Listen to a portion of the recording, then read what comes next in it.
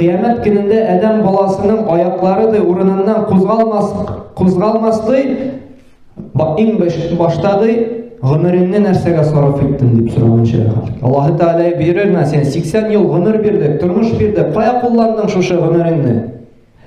Hem ikincisi sorulurdu an ilmihi fima faale. Biz sana ilim birdik. Nişlettin o ilimni? Yaşadın mı şu ilim bilen? Turmuşta kullandın mı? Allah Teala sorar. وَعَنْ مَالِهِ مِنْ اَيْنَ اَكْتَسَبَهُ وَفِيمَ أَنْفَقَهُ. Hem sorarlardı biz sana kesip birdik, mal birdik, şu baylık birdik. Niçe gidip işlep taptın? Halal yol bilen mi? Yaki haram yol bilen? Hem kaya tuttun? Allah Teala sorar. Çünkü bütün nersede Allah Teala'nınki. Biz sebep kılıp kına şu Allah'ın rızıklarını alırız. Hem Allah Teala